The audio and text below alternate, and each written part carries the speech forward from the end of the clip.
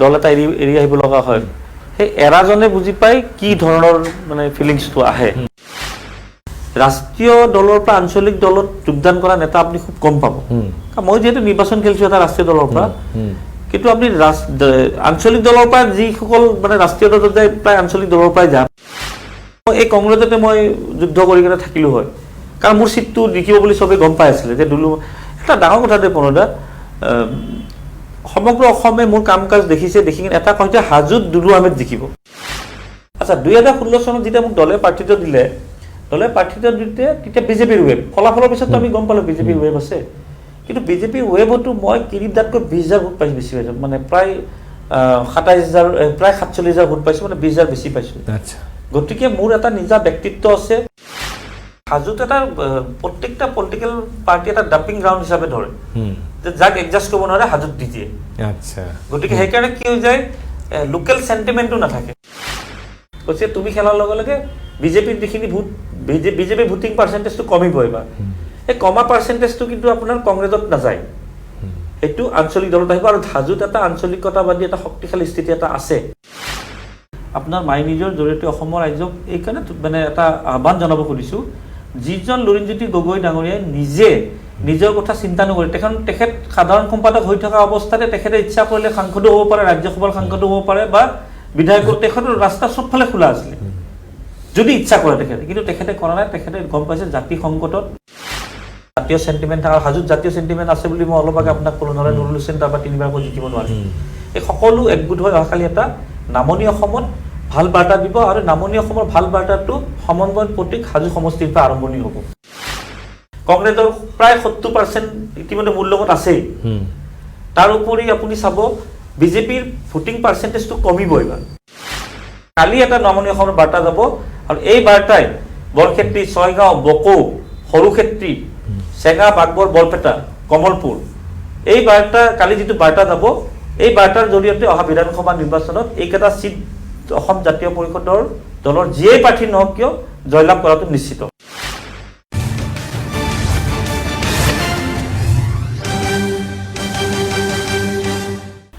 নমস্কাৰ my news এনিৰ বিশেষ অনুষ্ঠান পলিটিকাৰ মাজলৈ মই প্ৰণয় বৰদলৈ আপোনালোকক জনাইছো স্বাগতম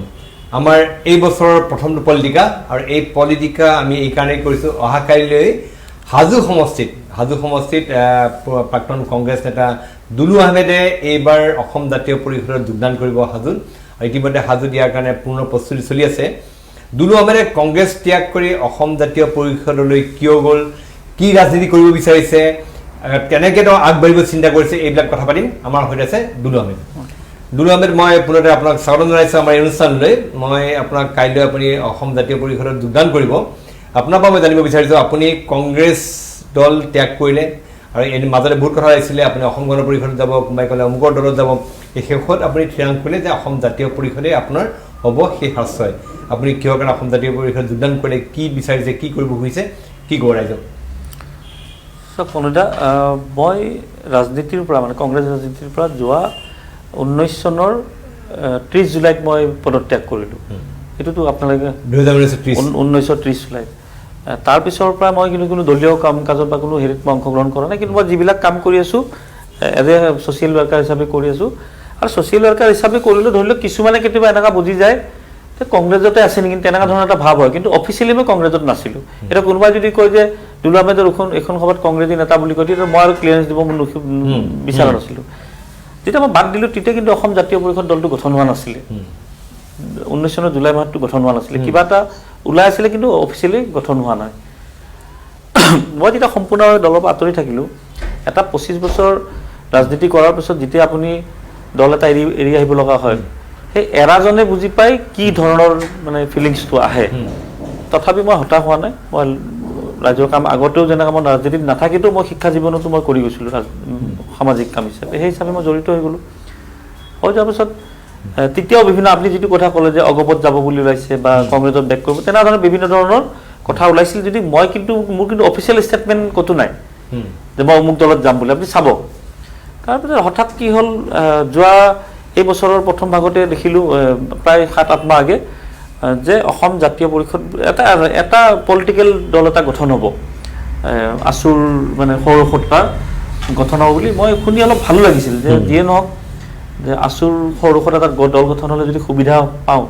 কমচে কম জাতীয়তাবাদটো আঞ্চলিকতাবাদটো জীয়াই ৰখাৰ কাৰণে অকণমান যদি সুযোগ পাওঁ নিশ্চয় সহায় কৰিম বুলি মোৰ তেতিয়া এটা ভাৱ এটা হৈছিল যেতিয়া দলটো মানে নতুনকৈ গঠন হৈছিলে তাৰপিছত পৰিস্থিতি এনেকুৱা এটা আহি গ'ল যেতিয়া মই দেখিলোঁ যে 17 তাৰিখে যিগৰাকী প্ৰাক্তন আছুৰ সাধাৰণ সম্পাদক লুৰিণজ্যোতি গগৈ ডাঙৰীয়া তেখেতে যোগদান কৰিলে তেখেতে ইতিমধ্যে তেখেতে যোগদান কৰাৰ আগমুহূৰ্ততো উজনি অসমৰ ফালে এটা ভাল প্ৰভাৱ বিস্তাৰ কৰিছিল অসম জাতীয় পৰিষদ দলে ৰাইজে কিন্তু গ্ৰহণ কৰিছিলে সেইবোৰ আমি সংবাদ মাধ্যমৰ যোগেদি দেখি আহিছোঁ কিন্তু যেতিয়াৰ পৰা লুৰিণজ্যোতি গগৈ ডাঙৰীয়াৰ নেতৃত্বত যোগদান কৰি সভাপতিৰ আসনখন গ্ৰহণ কৰিলে তেতিয়াৰ পৰা আকৌ মানে ৱেবটো মানে জাতীয় পৰিষদৰ ফালে গুচি গ'ল অসমৰ জনতাৰ মতামতটো অসম জাতীয় পৰিষদৰ ফালে গুচি গ'ল তেতিয়া মই সিদ্ধান্ত ল'লোঁ যে যিয়ে নহওক আৰু আপুনি চাব সাধাৰণতে ৰাষ্ট্ৰীয় দলৰ পৰা আঞ্চলিক দলত যোগদান কৰা নেতা আপুনি খুব কম পাব মই যিহেতু নিৰ্বাচন খেলিছোঁ এটা ৰাষ্ট্ৰীয় দলৰ পৰা কিন্তু আপুনি আঞ্চলিক দলৰ পৰা যিসকল মানে ৰাষ্ট্ৰীয় দলত যায় প্ৰায় আঞ্চলিক দলৰ পৰাই যায় আপুনি বিজেপিৰে আপুনি চাওক বহুত কেইগৰাকী নেতা আছে তেখেতসকল ৰাষ্ট্ৰীয় দল তেনেকুৱা বহুত উদাহৰণ আছে একাংশহে মানে ওপৰৰ পৰা আহে আৰু মই যদি ভাবিলোঁ যে মোক ক্ষমতা লাগে বা মানে বিধায়ক হ'বই লাগিব তেতিয়া ধৰি লওক মই এই কংগ্ৰেছতে মই যুদ্ধ কৰি কিনে থাকিলোঁ হয় কাৰণ মোৰ চিটটো জিকিব বুলি চবেই গম পাই আছিলে যে এটা ডাঙৰ কথা দেই প্ৰণদা সমগ্ৰ অসমে মোৰ কাম কাজ দেখিছে দেখি কিনে এটা কয় যে হাজোত দুলু আহমেদ জিকিব হাজোত কংগ্ৰেছে দুলু আহমেদ জিকিব বুলি নকয় আজি মই আপুনি এইটো ভাবিব পাৰে যে দুলু আহমেদে কংগ্ৰেছ দলত নাই কিনে দলক সমালোচনা কৰিছে কথাটো তেনেকুৱা নহয় মই যেতিয়া কংগ্ৰেছ দলত আছিলোঁ আজি প্ৰায় 24-25 বছৰ হ'ল 15 বছৰ ক্ষমতাত আছিল 2001 পৰা 2016 লৈ ক্ষমতাত আছিলে ক্ষমতাত থাকোঁতে মই কোনোদিন গভৰ্ণমেণ্টৰ কিবা ঠিকা টুকুলি মই কৰা নাই মোৰ ব্যক্তিগত ব্যৱসায় আছে সকলোৱে জানে এই কথাটো আৰু সেইখিনি সময়ত নেতৃত্বই কিবা যদি ভুল কৰে আমি আঙুলিয়াই দিলে আমি একো কৰিব নোৱাৰোঁ কাৰণ আমিতো বিধায়কো নহয় মন্ত্ৰী নহয় আমাৰ কথা কোনে শুনিব গতিকে তাৰ মাজত দল কৰি গৈ আছিলোঁ কিন্তু যোৱাবাৰ 16 চনত যেতিয়া মোক কংগ্ৰেছ দলে হাজোৰ পৰা প্ৰাৰ্থিত্ব দিয়াৰ পিছৰ সেইখিনি পৰ্যায়ত বিজেপিৰ দলৰ এটা ৱেব আছিলে সমগ্ৰ অসমত আৰু আপুনি 2011ত যাক কংগ্ৰেছ দলৰ যেতিয়া ৱেব আছিলে মই হাজো সমষ্টি ৰিলেটেড কথাটো কৈ আছোঁ হাজো সমষ্টিত প্ৰাৰ্থী আছিল কংগ্ৰেছৰ কিৰিট চলিহা ডাঙৰীয়াই 27,000 ভোট পাইছে 2011 চনৰ কথা কৈছোঁ কংগ্ৰেছে 78 আসন পাইছিলে আৰু চৰকাৰ গঠন কৰিছিলে সম্পূৰ্ণ কংগ্ৰেছৰ সপক্ষে ৱেবটো আছিলে তেতিয়াও কিন্তু কম ভোট পাইছে তেতিয়া 27 পাইছে 27,000 আচ্ছা 27,000 কিন্তু দলীয় ভোট মাত্ৰ 10 বা 12,000 মই আপোনাক কথাটো কওঁ যুক্তি সহকাৰে কিৰিট দা প্ৰয়াত ভূপেন হাজৰিকা ডাঙৰীয়াক তেখেতে হৰাইছিল গতিকে এজন শক্তিশালী নেতা বুলি ক'ব লাগিব শক্তিশালী নেতা কিৰিট চলিয়াই 2011ত 27,000 ভোট পালে কংগ্ৰেছ ৱেবত কংগ্ৰেছৰ প্ৰতি তেতিয়া ৱেব চলি আছিলে কিন্তু হাৰি গ'ল কিৰিট চলিহা ডাঙৰীয়া হাজো আচ্ছা 2016 চনত যেতিয়া মোক দলে প্ৰাৰ্থিত্ব দিলে তেতিয়া বিজেপিৰ ৱেব ফলাফলৰ পিছততো আমি গম পালোঁ বিজেপিৰ ৱেব আছে কিন্তু বিজেপিৰ ৱেবতো মই কিৰিট দাতকৈ 20,000 ভোট পাইছোঁ বেছি পাইছোঁ মানে প্ৰায় 47,000 ভোট পাইছোঁ মানে 20,000 বেছি পাইছোঁ গতিকে মোৰ এটা নিজা ব্যক্তিত্ব আছে হাজো ৰাইজে মোক গ্ৰহণ কৰিছে তাত কোনো হিন্দু মুছলিম বুলি কথা নাই কাৰণ মোৰ ঠিক আছে মানে দুলু আহমেদে ভাবিছে যে হাজোত অন্তত মানে হাজোত দুলু আহমেদৰ নিজৰ এটা প্ৰতিষ্ঠা আছে আৰু হাজোবাসীয়ে দুলু আহমেদে আদৰি দিছে মই এতিয়া এই কথা জানিব বিচাৰিছোঁ হাজো দেখাত এটা কমপ্লিকেটেড সমষ্টি হাজোত আমি দেখিবলৈ পাইছোঁ যে প্ৰত্যেকবাৰ তাৰ যিজন বিধায়ক থাকে সেই বিধায়কজনক পৰৱৰ্তী নিৰ্বাচন ৰাইজে প্ৰত্যাখ্যান কৰে প্ৰায় তাত বিধায়ক সলনি হৈ আছে দল সলনি হৈ আছে গতিকে যোৱাবাৰ সুমন হৰিপ্ৰিয়া যোৱাবাৰ বিজয়ী হ'ল কম ভোটৰ ব্যৱধান নহয় খুব বেছি ভোটৰ ব্যৱধান নাছিল 3,500 ভোট পালে জিকি যাওঁ 3,500 ভোটৰ পাৰ্থক্য আছিল ইমান ৱেব হ'ল তেতিয়াহ'লে এইবাৰ এনেকুৱা আছিল যে দুলু মানে ইতিমধ্যে কৈছে যে এইবাৰ হাজোত মানে সুমন হৰিপ্ৰিয়া বা বিজেপিৰ বিৰুদ্ধে ভোট আছিল তাত ৰাইজে এইবাৰ বিজেপি বা সুমন হৰিপ্ৰিয়া যিখিনি কাম কৰিছে তাত বিজেপিয়ে যথেষ্টখিনি কাম কৰা বুলি দাবী কৰিছে তাত কাম একো হোৱা নাই ৰাইজে বিজেপিৰ প্ৰতি কিবা কাৰণ ক্ষুব্ধ নেকি নহয় কথাটো কেনেকুৱা আপুনি যিটো কথা কৈছে হাজো ৰাইজে দ্বিতীয়বাৰৰ কাৰণে বিধায়ক নবনাই বুলি ক'লে তাত কথা এটা আছে আপুনি চাব ৰাষ্ট্ৰীয় দল কংগ্ৰেছ আৰু বিজেপি আপুনি আজি প্ৰায় 15টা বছৰ আপুনি চাওক তাতে দলীয় প্ৰাৰ্থীগৰাকী যিগৰাকী দিয়ে বাহিৰৰ পৰা দিয়ে আচ্ছা বাহিৰৰ পৰা যেতিয়া দলীয় প্ৰাৰ্থী দিয়ে আপুনি কিৰিট চলিহা ডাঙৰীয়াকে চাওক সুমন হৰিপ্ৰিয়াকে চাওক বা দীপেন পাঠকে বা 2011 জিকিলে তেখেত তাৰে স্থানীয় বুলি ৰাইজে এটা সুযোগ দিলে তেওঁ এইটো ৰাখিব নোৱাৰিলে কথাটো হ'ল যে হাজোত এটা প্ৰত্যেকটা পলিটিকেল পাৰ্টি এটা ডাম্পিং গ্ৰাউণ্ড হিচাপে ধৰে যে যাক এডজাষ্ট কৰিব নোৱাৰে হাজোত দি দিয়ে গতিকে সেইকাৰণে কি হৈ যায় লোকেল চেণ্টিমেণ্টটো নাথাকে মানে আপুনি যদি এখন ঘৰৰ প্ৰতি মৰম ভাৱ থাকিব লাগিব আপুনি ঘৰখনৰ হ'ব লাগিব যিসকল আহে জাষ্ট 5টা বছৰৰ কাৰণে আহে 5টা আপুনি সুমন হৰিপাৰ টিকট নাপায় বুলি ইতিমধ্যে বিজেপিৰ শিবিৰতে আলোচনা হৈছে সংবাদ মাধ্যমতে হৈছে তাৰ কাৰণটো কি কাৰণ তেখেতসকলৰ লোকেল চেণ্টিমেণ্ট নাই ৰাইজৰ লগত মানে আন্তৰিকতাটো নাই সেই কথা আৰু ভোটটো ৰাইজে কাৰোবাক দিবই লাগিব আৰু যোৱাবাৰ যিহেতু বিজেপিৰ সপক্ষে বঁটা আছিল ৰাইজে বিজেপিক এটা চান্স দিলে এতিয়া আপুনি কওক যে বিধায়ক হয় অকল ৰাস্তা ঘাট বনালে নহ'ব ৰাস্তা ঘাটটো প্ৰত্যেক বিধায়কে বনায় কালি মই হাজোত যাওঁতে এগৰাকী জ্যেষ্ঠ মহিলা এগৰাকীক লগ পালোঁ তেখেতক মই এনেই সুধিলোঁ আৰু যে কথা বাইদেউ ইলেকশ্যনটো আহিলে কি হ'ব একদম নিউট্ৰেল ভোটাৰ তেখেতে মোক ক'লে যে বাপা চা বিজেপিয়ে অমুক দিছে তুমুক দিছে বুলি কয় এইটো মোৰ হেৰি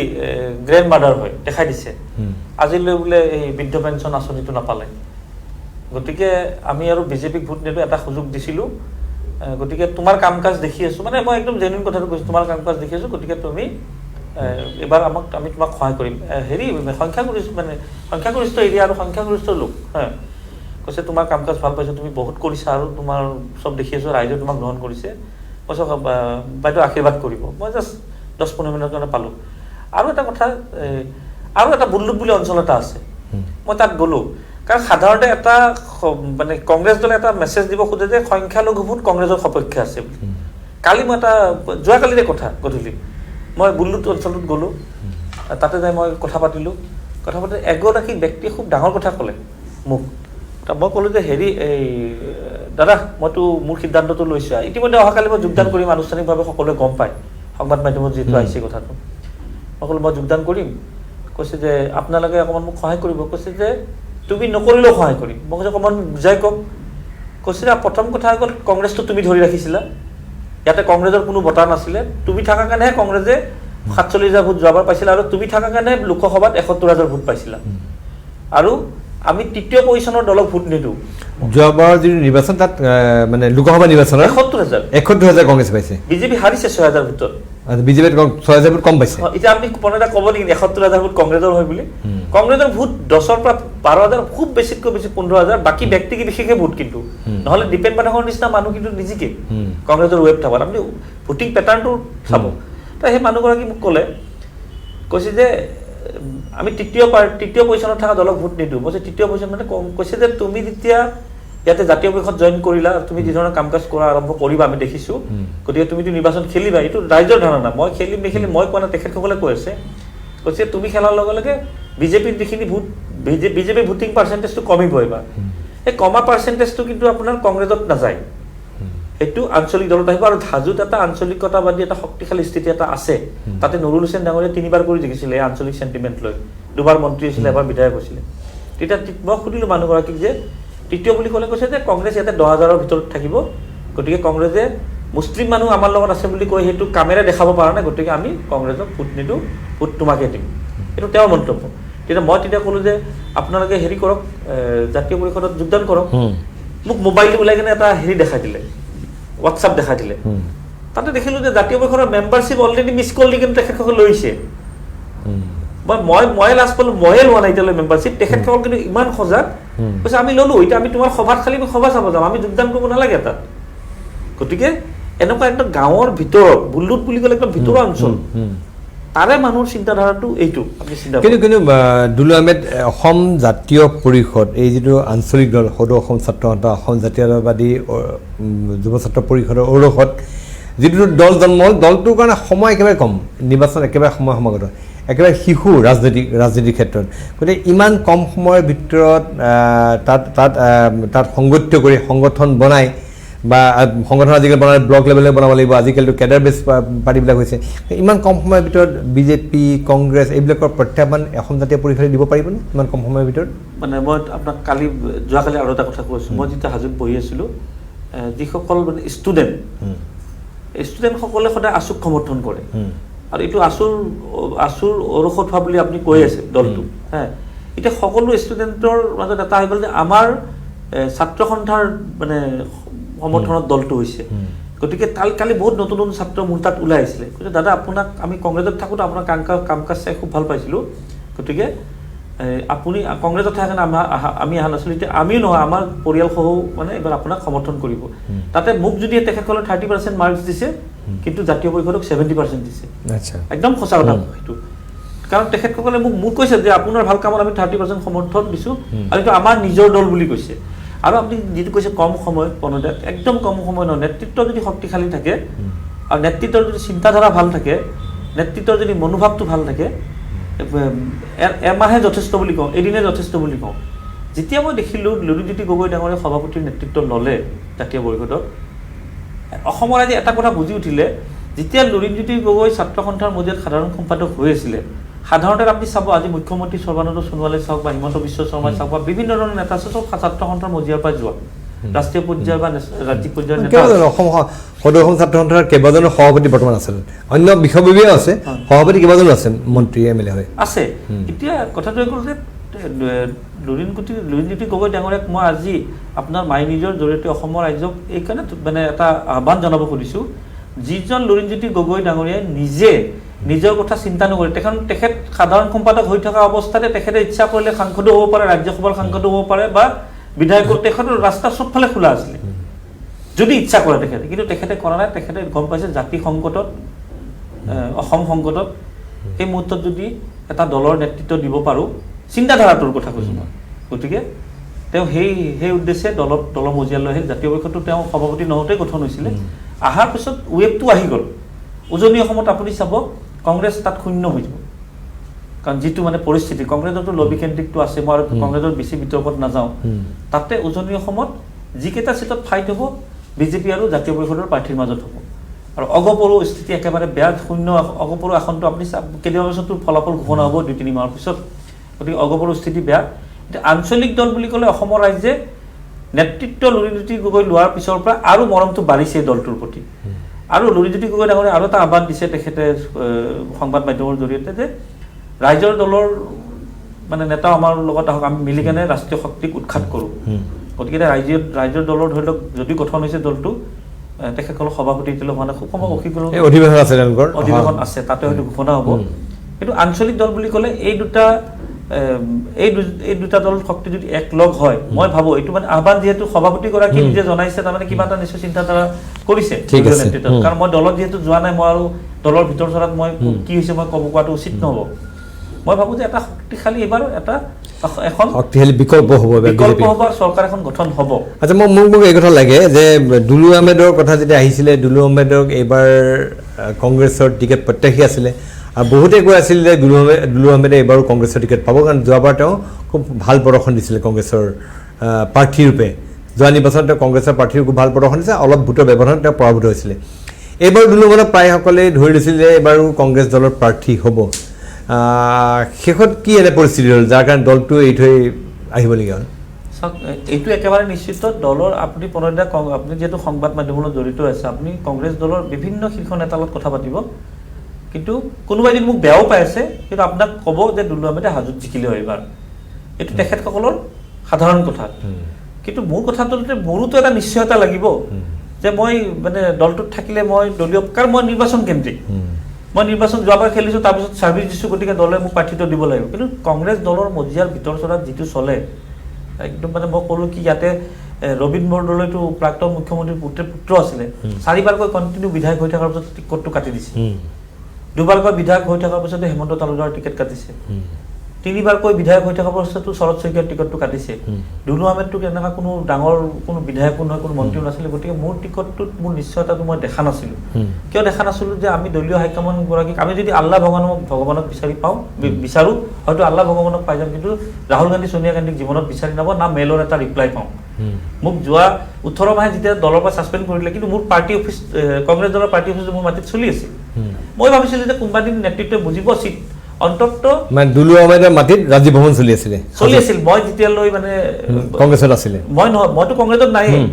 মই নাথাকিলে মই কৰ্মীসকলকতো বিপদত পেলাব নোৱাৰোঁ মই বহি আছোঁ কৰ্মীসকলে ৰাজীৱ ভৱনটো চলাই আছিলে চলাই থকাৰ পিছত সেইটোতো মানে দলৰ নেতৃত্বৰ মানে ৰিপুণ বৰাৰ শান্তি নহ'ল ৰকিবুলৰ তেওঁৰ নিৰ্দেশত কি কৰিলে যিগৰাকী অলপ আগে আপুনি যে ক'লে ৭১,০০০ ভোট ৭১,০০০ ভোট আমাৰ হাজোত এটাই ব্লক আছে আৰু এটা ব্লক আছে 4টা পঞ্চায়ত থাকে মানে 16টা পঞ্চায়তৰ এটাই ব্লক প্ৰেচিডেণ্ট তেখেতৰ নেতৃত্বত মই সহযোগ কৰি ৭১,০০০ ভোট আমাৰ দলীয় প্ৰাৰ্থী ববিতা শৰ্মা ডাঙৰীয়াক দিছোঁ আমাৰ বুলি মোৰ ওলাই যায় এই কথাটো আমাৰ বুলি নকওঁ এতিয়া কংগ্ৰেছক বুলি কওঁ সেই নেতৃত্বই ৰিপুন বৰাই সেইগৰাকী ব্লক সভাপতি কৈছে যে দুৰ্বল সাংগঠনিকভাৱে ব্যৰ্থ গতিকে তেখেতক সলনি কৰি দিয়া হ'ল সলনি কৰা দিয়া কাৰণে গোটেই কৰ্মী দলে ওলাই ৰাজীৱ ভৱন বন্ধ কৰি দিছে এতিয়া ৰাজীৱ ভৱনটো মোৰ মাটিত আছে কাৰণে কৰ্মীয়ে বন্ধ কৰি দিয়া কাৰণে মই দায়ী হ'ম নেকি আজি যদি গুৱাহাটী ৰাজীৱ ভৱনটো বন্ধ হৈ যায় গুৱাহাটী ৰাজীৱ ভৱনৰ মাটিৰটো কোনো মালিক নাই এইটো পাৰ্টি অফিচৰ এতিয়া মোৰ কথা হ'ল যে তোমালোকে মই ওলাই আহিছোঁ বা মোক ওলাই দিছা বা সেইটো বেলেগ কথা কিন্তু তোমালোকে সংগঠনটো চলাই থকাত কৰ্মীখিনিৰ স্বাৰ্থত ব্লক প্ৰেচিডেণ্টগৰাকী চেঞ্জ কৰিব নালাগিছিলে এতিয়া কি হ'ল আপুনি চাব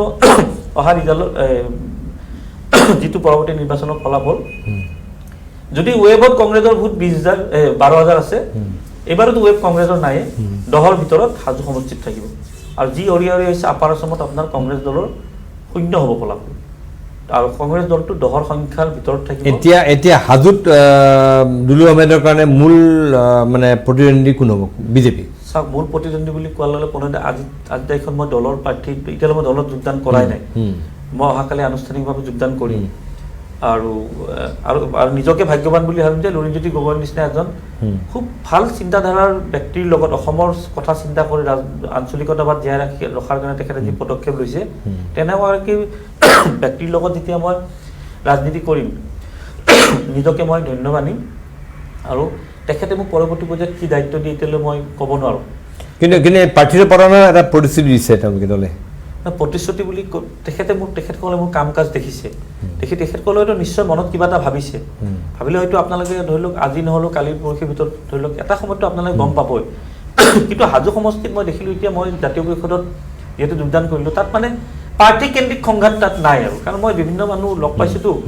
গ্ৰহণ কৰিছে মোক চবে কিন্তু মই অফিচিয়েল এতিয়ালৈ কোৱা নাই যে যদিহে ৰাইজৰ দল আৰু অসম জাতীয় পৰিষদৰ মাজত বুজা পৰা হয় তেতিয়া ৰাইজৰ দলৰ কোনোবা প্ৰাৰ্থী আছে সেইটো নেতৃত্বই চিন্তা কৰিব কাৰণ এতিয়া ৰাইজৰ দলৰ প্ৰাৰ্থিত্ব তাত কোনো নায়েই আৰু ৰাইজৰ দল তেনেকুৱা আজি আপুনি চাব অহাকালি যিখন যোগদান অনুষ্ঠান এখন জিলা জাতীয় পৰিষদৰ সদস্যসকলে অনুষ্ঠিত কৰিছে হাজোত প্ৰায় 20,000 মানুহ হ'ব কাৰণ মূল সমৰ্থক সকলো আহিব আৰু যিসকল আছুৰ মজিয়াত আছিলে তেখেতসকল আজি বহুত কেইসকলে ৰাজনৈতিক দলত হাজোত যোগদান কৰিছে প্ৰায় 300 মান আছু নেতৃত্বই জাতীয় পৰিষদত যোগদান কৰিছে তেনেকুৱা মূল সমৰ্থক জাতীয় পৰিষদৰ সমৰ্থক ষ্টুডেণ্ট উইংছটোৱে হওক মহিলাই হওক বা জাতীয় চেণ্টিমেণ্ট আৰু হাজোত জাতীয় চেণ্টিমেণ্ট আছে বুলি মই অলপ আগে আপোনাক ক'লো নহ'লে নুৰুল হুছেইন তাৰপৰা 3বাৰকৈ জিকিব নোৱাৰে এই সকলো একগোট হৈ অহাকালি এটা নামনি অসমত ভাল বাৰ্তা দিব আৰু নামনি অসমৰ ভাল বাৰ্তাটো সমন্বয়ৰ প্ৰতীক হাজো সমষ্টিৰ পৰা আৰম্ভণি হ'ব তাৰমানে দেওবাৰ দিনটো অসম জাতীয় পৰিষদৰ কাৰণে গুৰুত্বপূৰ্ণ হ'ব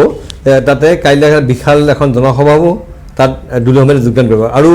দুলু আহমেদ দলত কিমান মানুহে যোগদান কৰিব অসম জাতীয় পৰিষদত কাইলৈ এতিয়া আপুনি আজি যদি মই কওঁ 20,000 বুলি আপুনি ভাবিব যে দুলু আহমেদে জাতীয় পৰিষদত যোগদান কৰিবৰ কাৰণে 20,000 কৈছে কালি আপুনি চাব 20,000ৰ ওপৰত মানুহ তাত থাকিব আৰু ৰাতিপুৱাৰ এটা বাইক ৰেলী হ'ব 9 বজাৰ পৰা য'ত লুৰিণজ্যোতি গগৈ ডাঙৰীয়া নিজে উপস্থিত থাকিব তেখেতক দমদমা চেঁচা দলঙৰ পৰা প্ৰথমে মাধৱ মন্দিৰলৈ খোলা জীপত লৈ যোৱা হ'ব আৰু ইতিমধ্যে জিলাৰ নেতৃবৃন্দ ইতিমধ্যে আহ্বান জনাইছে যে যিসকলে সম্বৰ্ধনা জনাব সোধে লুৰিণজ্যোতি গগৈ বুলি ক'লে এটা প্ৰভাৱ এটা আছেই ৰাস্তাৰ কাষত কালি চাব আপোনাৰ গামোচা লৈ হাজাৰ হাজাৰ মানুহ ৰৈ থাকিব তেখেতে মাধৱ মন্দিৰত প্ৰথম সেৱা ল'ব মই নিজে উপস্থিত থাকিম তাৰ পৰা আমি আহি পুৱামক্কাৰ দৰগা শ্বৰীফত যাম তাৰ পৰা আমি মিটিঙৰ ভেনুত যাম মিটিঙৰ ভেনুত যোৱাৰ পিছত আপোনালোকৰতো সংবাদ মাধ্যমৰ মানুহ লোক থাকিবই মই ক'লো আপুনি চাব হাজোটোতো জাতীয় পৰিষদৰ পতাকা উৰিব 2021 নিৰ্বাচনৰ পিছত এই হাজোৰ যিটো সমন্বয়ৰ যাত্ৰা সমন্বয়ৰ প্ৰতীক হিন্দু মুছলিম গোটেই একলগ হৈ এই বাৰ্তাটোৱে সমগ্ৰ নামনি অসমত লগতে উজনি অসমতো প্ৰভাৱ বিস্তাৰ কৰিব গতিকে কালি মোৰ যিমান গুৰুত্বপূৰ্ণ মই যিমান ভাবি আছোঁ যে জাতীয় পৰিষদত যোগদান কৰি মই যিমান সুখী হ'ম কালি জাতীয় পৰিষদৰ যিসকল চেণ্ট্ৰেলৰ কেন্দ্ৰীয় নেতৃত্বত আছে তেখেতসকলেও কালি উক্ত যিখন যোগদান কাৰ্যসূচী হ'ব তেখেতসকলেও নিজে উপলব্ধি কৰিব যে আমাৰ দল শক্তিশালী হৈছে তাৰমানে এতিয়া দুলু আহমেদে ভাবিছে যে কংগ্ৰেছতকৈ এতিয়া অসম জাতীয় পৰিষদত অধিক সুবিধাজনক হ'ব বিধায়ক হোৱাৰ সুবিধাজনক বুলি ক'লে দাদা কথাটো অলপ বেয়া, মানে সুবিধাজনক নহয়, মই নিশ্চিত তাৰমানে কালিৰ পৰা মই বহি থাকি আজি মই 7-8 দিনে মই যেতিয়া যোগদান কৰাৰ কথা মই ঘোষণা কৰিলোঁ, কৰাৰ পিছৰ পৰা মই তাত যেতিয়া হাজোত নিজে থাকি লৈছোঁ, বিভিন্ন ধৰণৰ মই ক'লোঁ যে প্ৰাক্তন ছাত্ৰ নেতাই হওক বা যিসকলে ছাত্ৰ নেতাৰ পৰা আকৌ ছাত্ৰ সন্থাৰ পৰা দলত যোগদান কৰিব বা অগপৰ ভেটিটো শূন্য, আপুনি গম পাইছে অগপ দলটো নিষেধ হৈছে, অগপখিনিতে ক'ত যাব, অগপৰ বিকল্পত অগপৰ যিসকল লিডাৰ আছে তেখেতসকলৰ বিকল্প বিজেপি হ'ব নোৱাৰে। মোৰ তাত যোগাযোগ কৰিছে, কংগ্ৰেছৰ প্ৰায় 70% ইতিমধ্যে মোৰ লগত আছেই। তাৰ উপৰি আপুনি চাব বিজেপিৰ ভোটিং পাৰ্চেণ্টেজটো কমিব এইবাৰ। মই যোৱাবাৰ 47 পাইছিলোঁ, বিজেপিয়ে 54 পাইছিল, মানে 3,500 পালে হৈ যায়। বিজেপিৰ সেই ৱেবটো হাজোত নাই, অসমতে নাই, আৰু হাজোতটো বিশেষকৈ নাইয়ে। গতিকে কমা পাৰ্চেণ্টেজটো কংগ্ৰেছত নাযায়। কিন্তু এতিয়া যিখন দেওবাৰৰ যিখন দুলু আহমেদৰ যোগদান সভা, এই সভাত সংবাদ মাধ্যমে কি বুলি লিখিব লাগিব যে ইমান হাজাৰ সমৰ্থক সহ দুলু আহমেদৰ অসম জাতীয় পৰিষদ যোগদান, কি বুলি লিখিব লাগিব, কিমান হাজাৰ? এখন প্ৰথম সভা আছিলে, এখন এতিয়া বিশাল জনসভাত পৰিণত হ'ব অহাকালি। তাত কিন্তু কভিড ৰুল মেইনটেইন কৰাৰ কথা লিখা আছে দেই। আমি জিলা নেতৃত্বই যেতিয়া আদেশ বিচাৰিছিল তাতেও কৈছিলে যে কভিড নিয়ম মানি চলিম, আৰু প্ৰশাসনো কভিড নিয়মটো মানি চলিবৰ কাৰণে পাৰ্মিশ্যন দিছে। আৰু আপুনি চাব যিখন ফিল্ডত অনুষ্ঠিত কৰিছে সেইটোক লৈ এতিয়া বিতৰ্ক কৰিছে কিছুমানে, এইটো আমি বাতৰি আহিছে যে যিখন ফিল্ডত এইখন সভাখন অনুষ্ঠিত হ'ব সেইখন সভা অনুষ্ঠিত পাতিব দিব বিচৰা নাই বা কিবা অনুমতি প্ৰত্যাখ্যান এনেকুৱা কিবা হৈ আছে। এইটো কেনেকুৱা হৈছে, এৰেঞ্জমেণ্টটো কৰিছে জিলা নেতৃত্বই, জাতীয় পৰিষদৰ জিলা নেতৃত্বই কৰি আছে। পাৰ্মিশ্যন আজি 10 দিন আগে পাইছে। এখন কোনো ব্যক্তিগত মানুহৰ হয় ফিল্ডখন, 3গৰাকী ভাই ককায়ৰ হয়। তেখেতসকলে 10 দিন আগেই তেখেতসকলে লিখিতভাৱে জনাইছে যে এইখনত সভা কৰিলে, আমাৰ জাতীয় পৰিষদে সভা কৰিলে আমাৰ কোনো আপত্তি নাই, এইবোৰ কাগজে ক'বতো। তাৰপিছত 10 দিনৰ পিছত 10 দিন আগৰ পৰা পেণ্ডেলৰ কাম চলি আছে, তাৰ প্ৰস্তুতিৰ কাম চলি আছে, আপুনি পাইছে ফটোবিলাক। আজি হঠাৎ প্ৰশাসনে গধূলি মই খবৰ পাইছোঁ তাৰ পৰা কৈছে আকৌ জাতীয় পৰিষদৰ নেতৃত্বক মাতি লৈ গৈছে যে তোমালোকে আকৌ এখন লিখি আনা এই মাটিৰ মালিকৰ পৰা। তেখেতসকলে যে কিয় কৈছে নহয় আগৰখনত তেখেতসকলে এতিয়া কৈছে যে আগৰখন নালাগে, এতিয়া সভাখন হ'ব নালাগে, তেওঁ মালিকসকলে কৈছে। তাৰপিছত লগালগ তেখেতৰ বিৰুদ্ধে তাতে থানাত কমপ্লেইন দিছে। এবাৰ NOC এখন দিয়াৰ পিছত সেইখন আকৌ তৎক্ষণাৎ ইমান এৰেঞ্জমেণ্ট 10 দিনৰ পৰা চলি আছে, আজি লাষ্ট মুহূৰ্তত এইটো কিয় কৰিব লাগে? তাৰপিছত আৰু চাওক তাৰমানে অহাকালি য'ত মিটিংখন হ'ব সেইটো বিজেপিৰ শক্তিশালী ভেটি আছিল, এতিয়াতো নাইয়ে। এতিয়া কালি তাত সেই অঞ্চলটোৰ পৰা প্ৰায় 12,000 ভোট আছে। সেই অঞ্চলটোৰ পৰা আপুনি চাব প্ৰায় তাতে 70% ওলাই আহিব, এই সভাখনত অংশগ্ৰহণ কৰিব। আৰু লুৰিজ্যোতি গগৈ বুলি ক'লে এটা মানে প্ৰভাৱ এটা আছেই। তেখেতসকল শংকিত হৈছে বিজেপি, কংগ্ৰেছটো আপুনি তাত ফেক্টৰ নহয়। হাজো আৰু কংগ্ৰেছ 10,000 ভোটৰ ভিতৰত চেণ্টিমেণ্টেল ভোটখিনি আছে, তাকো কমিব এইখিনি। আপুনি কংগ্ৰেছটো বাদ দিয়ক। বিজেপি শংকিত হৈছে, RSS বিলাক শংকিত হৈছে, যাৰ কাৰণে তেখেতসকলে এই মাটি মালিক আৰু 3গৰাকী যে আছে তেখেতসকলক উঠাই লৈ গৈছে। এতিয়া পুলিচেও তেখেতসকলক বিচাৰিছিল যে আগৰ NOC-খন দিছিলে যে আপোনালোকে এতিয়া কিয় আপত্তি দিছে। গতিকে NOC দিয়া হৈ গ'ল, পেণ্ডেল হৈ গ'ল, ইনভাইট হৈ গ'ল, মানুহ নেতৃত্বই লাগি আছে। অহাকালি মিটিং যিকোনো পৰিস্থিতি তাত মিটিং হোৱাটো নিশ্চিত। তাত কোনো মই আপোনালোকৰ মাই নিউজ চেনেলৰ জৰিয়তে যিসকলে কালি হাজোৰ লগতে দাঁতিকাষৰীয়া অঞ্চলৰ পৰা এই সভাত যোগদান কৰিব, সকলোৱে দলে বলে ওলাই আহক, কালি মিটিংটো হ'বই। আৰু কালি এটা নমনীয় অসমৰ বাৰ্তা যাব, আৰু এই বাৰ্তাই বৰক্ষেত্ৰী, ছয়গাঁও, বকো, সৰুক্ষেত্ৰী, চেঙা, বাগবৰ, বৰপেটা, কমলপুৰ, এই বাৰ্তা কালি যিটো বাৰ্তা যাব, এই বাৰ্তাৰ জৰিয়তে অহা বিধানসভা নিৰ্বাচনত এইকেইটা চিট অসম জাতীয় পৰিষদৰ দলৰ যিয়েই প্ৰাৰ্থী নহওক কিয় জয়লাভ কৰাটো নিশ্চিত। বাপৰে, দুলু আহমেদ ডাঙৰ দাবী কৰিছে। কিমানটা সমষ্টি, কেইটা সমষ্টি হ'ল? মই যিকেইটা কৈছো নামনি অসমৰ বকো, ছয়গাঁও ধৰক, বকো, ছয়গাঁও, মই পলাকবাৰী কোৱা নাই দেই। আপুনি এইফালে বৰক্ষেত্ৰী ধৰক, চেঙা, সৰুক্ষেত্ৰী, কমলপুৰ, চিপাঝাৰ, ৰঙিয়া, মোকো দায়িত্ব দিব আৰু মই নেতৃত্ব কম, মোক দায়িত্ব মানে এই 8টা সমষ্টিত দুলু আহমেদে কৈছে এই সমষ্টিটা অসম জাতীয় পৰিষদৰ হাতলৈ যাব। অসম একেবাৰে নিশ্চিত। এইটো কিহৰ ভিত্তিত কৈছে যে থলুৱা অসমীয়া মুছলমানখিনিয়ে বুলি কথা নাই। মই অলপ আগে যিটো ক'লো যে অসম জাতীয় পৰিষদৰ ভোটটো চাৰিওফালৰ পৰা আহিব, চাৰিওফালৰ পৰা। বিজেপিৰ প্ৰতি অসন্তুষ্ট হৈছে ৰাইজৰ, মোহভংগ হৈছে, কংগ্ৰেছৰ প্ৰতি অনিশ্চয়তা হৈছে, আঞ্চলিক দলৰ উত্থান বিচাৰিছে, ষ্টুডেণ্ট উইংছবিলাকে বিচাৰিছে নতুন দলত ভোট দিব, এনেকুৱা চাৰিওফালৰ পৰাই চাব। আৰু ময়ো নেতৃত্ব, মই কালি যোগদান কৰাৰ পিছত মই ক'ম মোকো অলপ দায়িত্ব দিয়ক যাতে দলটোৰ হৈ মই কিবা কৰিব পাৰোঁ। আপুনি নিশ্চিত থাকক প্ৰণয় দা, ফলাফলৰ পিছত আপুনি মোক ক'ব, ক'ৰবাত হয়তো মই ইমান ডাঙৰ মানে বিশ্লেষক নহয় যে মই 100% মোৰ সফল হ'ব, কিন্তু মই কৈছোঁ 80% মই যিকেইটা সমষ্টিৰ নাম ক'লোঁ নিশ্চিতভাৱে জাতীয় পৰিষদ দলৰ পতাকা উৰিব।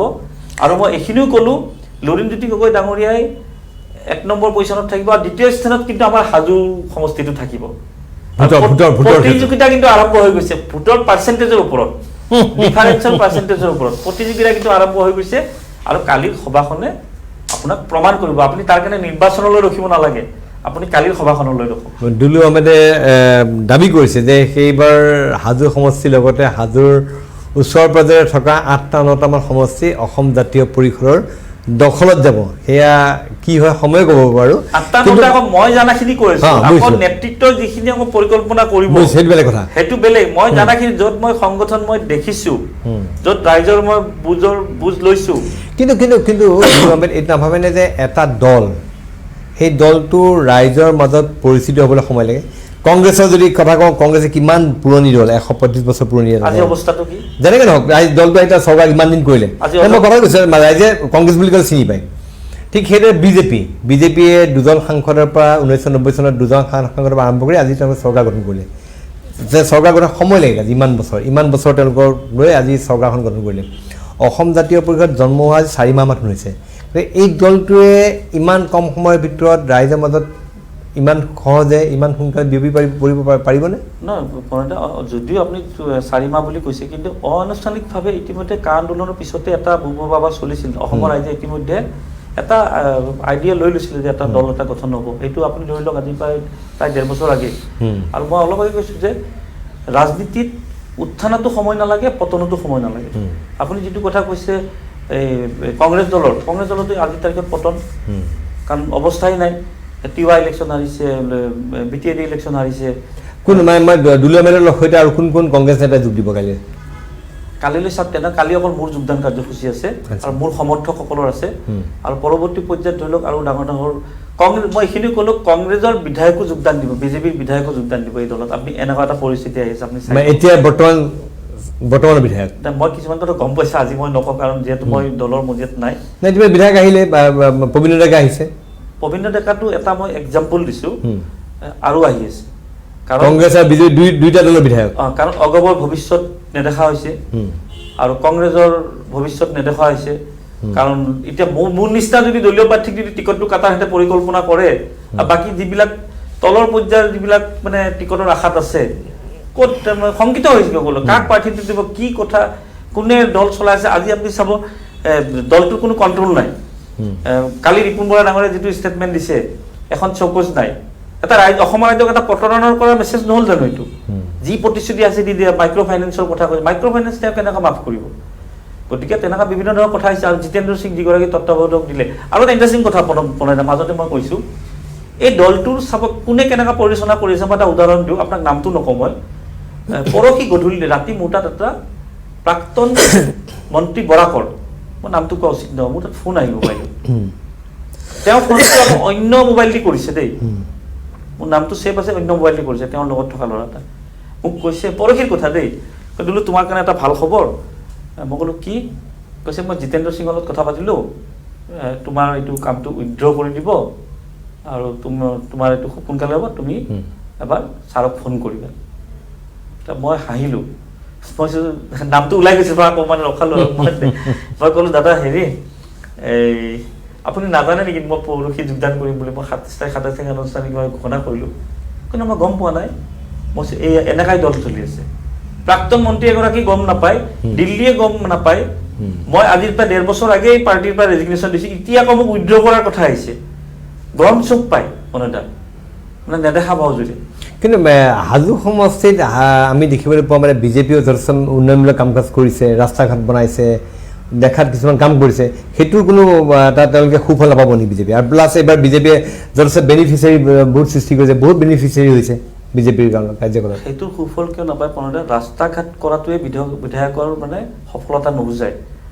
কালি আপুনি বিধায়ক হ'লে প্ৰথম ৰাস্তা ঘাট আপুনি কৰিবই লাগিব কিন্তু ৰাস্তা মই অলপ আগতে বাইদেউগৰাকীৰ কথা ক'লোঁ হেৰিত বৃদ্ধ পেঞ্চনটো আজিলৈ দিয়া নাই তেনেকুৱা বহুত উদাহৰণ আছে গতিকে ৰাস্তা ঘাটটোৱে কিন্তু ভোটৰ ওপৰত ডিপেণ্ড নকৰে এতিয়া আপুনি হাজো সমষ্টি চাওক হাজো সমষ্টি আপুনি যদি ভাবে উন্নয়ন কৰিম বুলি মাজুলীৰ লগত কিন্তু আপুনি প্ৰতিযোগিতা কৰিব পাৰে হাজো সমষ্টিটো কি কাৰণে হাজোত পঞ্চতীৰ্থ বুলি কয় আৰু হাজোত চাব আপোনাৰ বহুতবাৰ আপুনি মানে মই মন কৰিছোঁ বিদেশৰ পৰ্যটক আহি চাইকেল লৈ ঘূৰি থাকে তাৰপিছত মই এদিন লগ পাই সুধিলোঁ ক'ৰ পৰা আহিছোঁ, জাৰ্মানীৰ পৰা আহিছোঁ। তাৰ মই ক'লো হাজোত কিয় আহিছে, কৈছে মাজুলী বহুত দূৰ হৈ যায়, গতিকে আমি মানে এয়াৰপৰ্টৰ পৰা ওচৰতে পাই যায়। কৈছে এতিয়া ৰাতি ক'ত থাকি, কৈছে গুৱাহাটীত থাকিম। তাৰ মই গুৱাহাটীত কিয়, কৈছে ইয়াতে হোটেল নাই, আমি বিচাৰোঁ যে ইয়াতে হোটেলত থাকি আমি পঞ্চতীৰ্থ উপভোগ কৰোঁ, আৰু ইয়াতে এটা হিন্দু মুছলিম বোলে ধুনীয়া, এইটো সমগ্ৰ অসমত নহয়, এইটো আপোনাৰ গোটেই বিশ্বত বুলি ক'লেও বিৰল ঠাই বিৰল।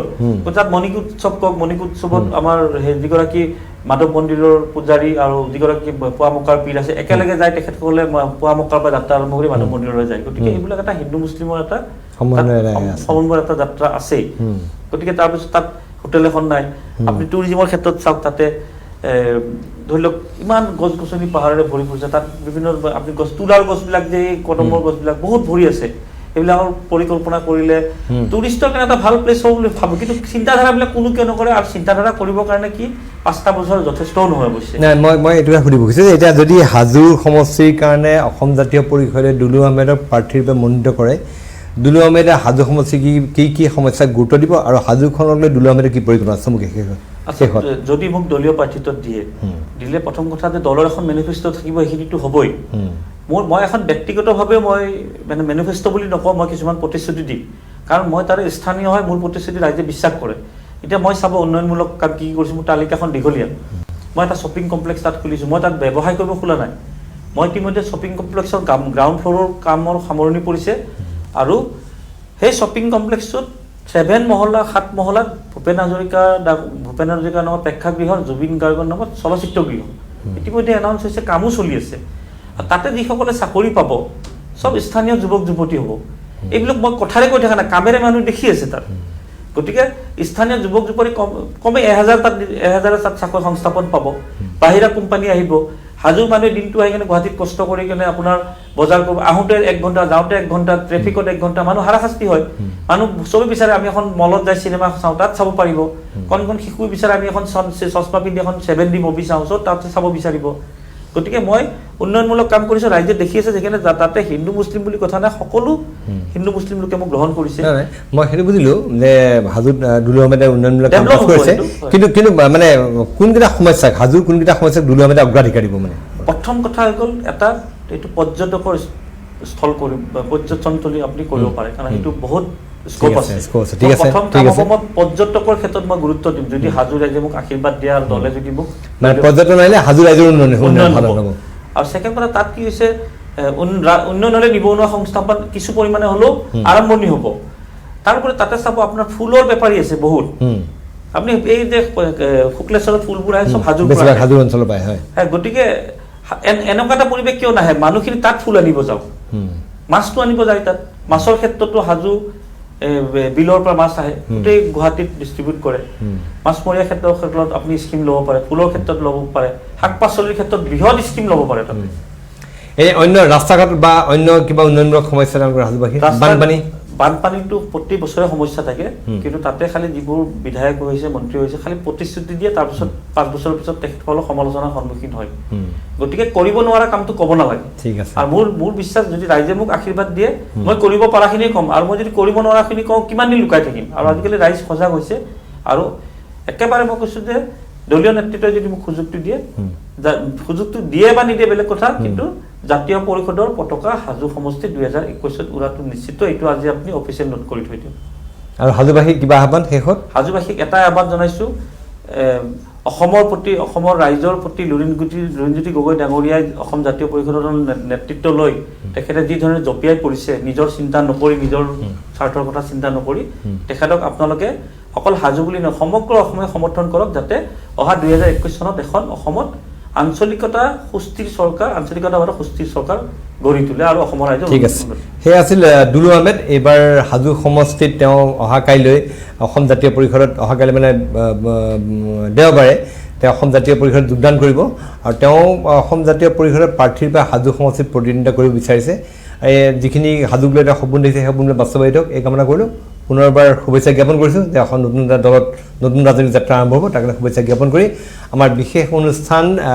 পলিটিকাৰ মাজৰ পৰা মই প্ৰণয় বৰদলৈ বিদায় দিছোঁ। ধন্যবাদ।